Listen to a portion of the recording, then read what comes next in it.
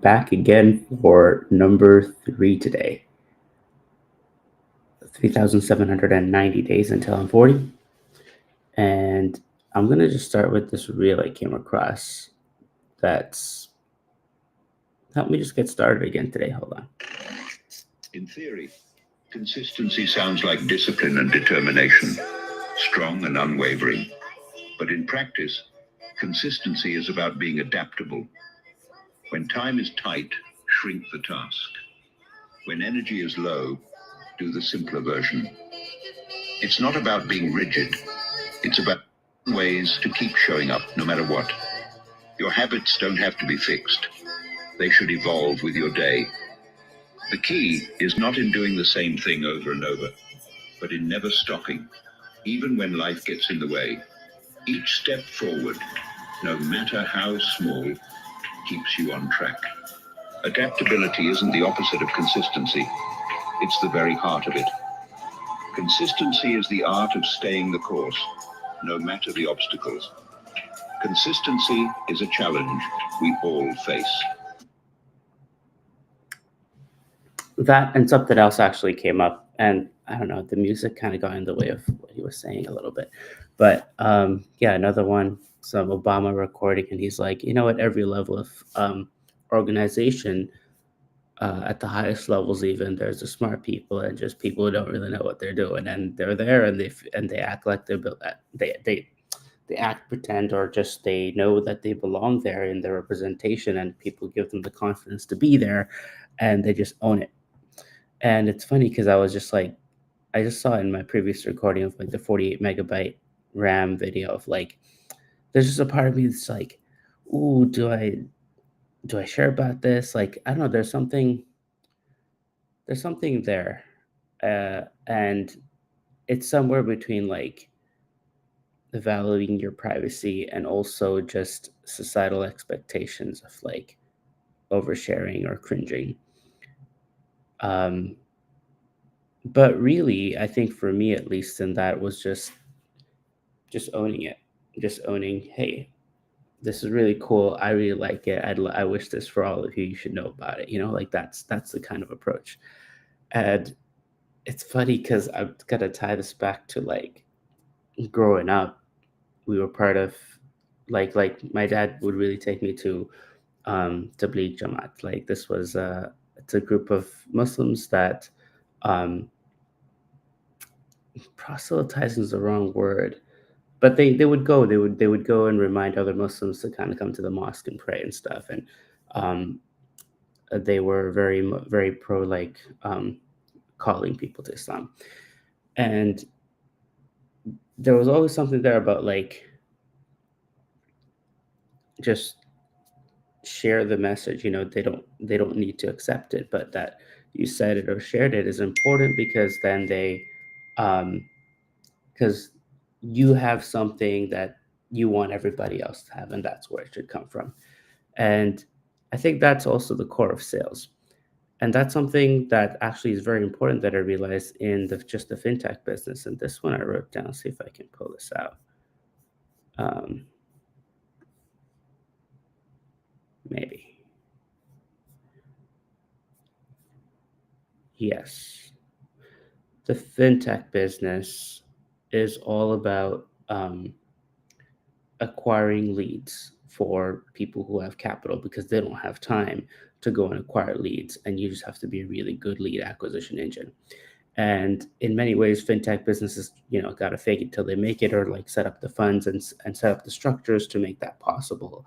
But really, at the end of the day, it's a lead acquisition engine. It's like, is that even a business? It's a huge business. Marketing businesses do really, really well, and especially in finance, they can really quite scale. Um, and I think they did excessively well during times when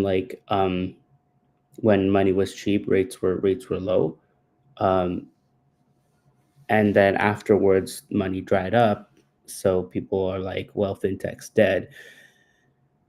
And in some cases it is, but I think AI and crypto give it a new light angle or approach. Again, overused in their own ways, but I do believe in that hype. There is opportunity for lead acquisition, quality, assurance, as well as um, like just lending against Bitcoin, right? It's a huge opportunity that's coming up.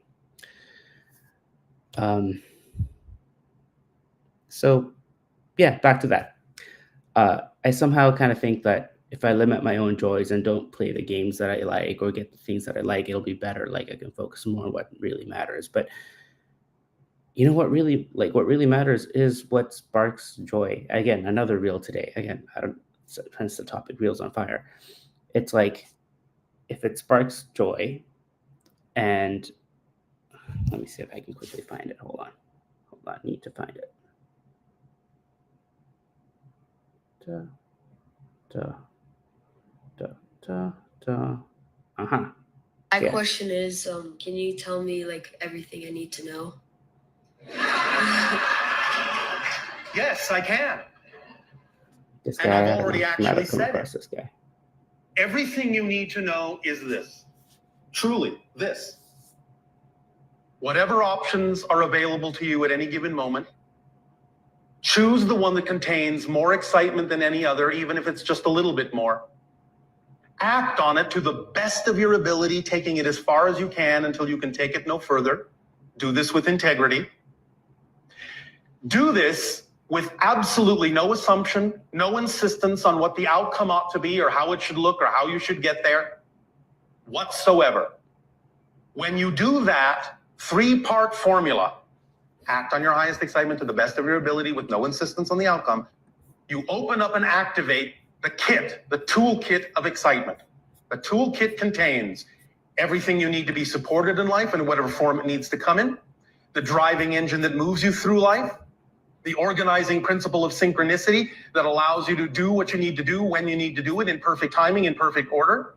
It becomes the path of least resistance that allows you to flow through your life effortlessly.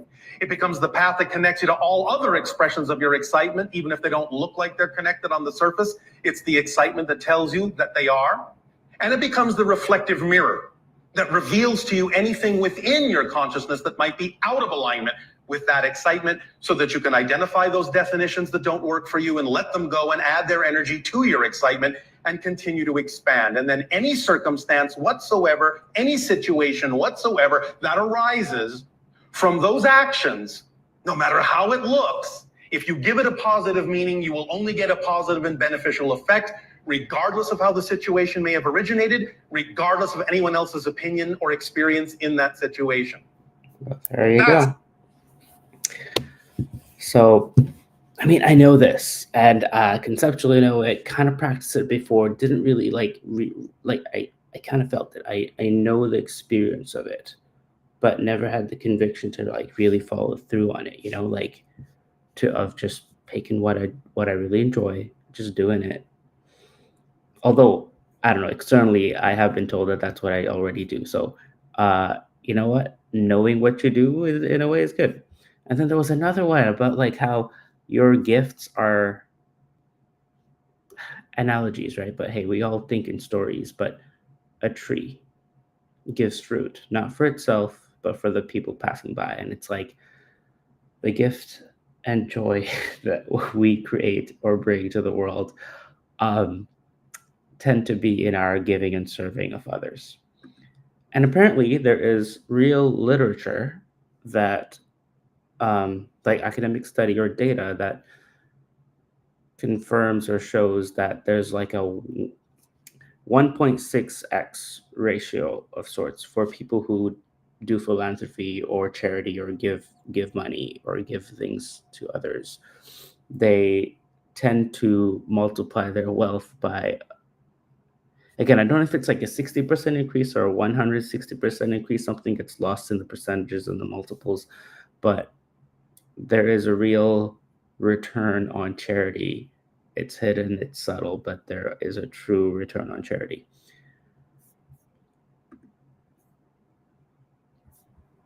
And one last thing is ChatGPT has actually been great for sometimes just expressing some of these things that I might later express here. And the things that spark joy are hard to kind of pinpoint, right? but I know like this new laptop, for example, it's a small thing, but I shared about it.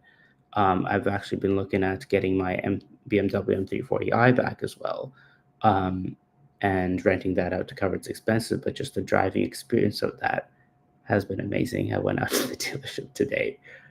Um, and then just on the business, it's like there's something about conviction driven choice. And you see conviction being used and thrown around um, in crypto. But there's like, people do believe in this thing. And this takes me to a philosophy class in university on epistemology, on the nature of knowledge. What is knowledge? And it's still debated today, like what is knowledge? What do we know? But the definition the professor put on the board was true, justified belief. And what is that other than conviction? And in the age of like information and misinformation, where misinformation actually spreads faster, right? That's why I think we see so much of it. The only real distinction is conviction. And you can achieve that conviction through community or data or reason. But even data goes back to people and community. So there's something about conviction-driven finance that, whether it's like halal finance or Bitcoin lending, Bitcoin finance, it's attracted me for a long time, and it will continue to do so. And I will be sharing more and more in different lenses about it as well. We'll do one more today just to wrap up on all four that I wanted to catch up on so we could restart tomorrow, because somehow I feel the energy again. It feels great. Just get started, right? One other reel, apparently from, what's his name? Founder of founder of Amazon, bald-headed guy. There's a whole song about him. Maybe I'll look for that and start the next one with that. Stress does not arise from having too much to do, but not doing something that needs to be done about. Okay, this one was a longer one today. One more, probably just about integrity, gray areas, and we'll find that song to start with.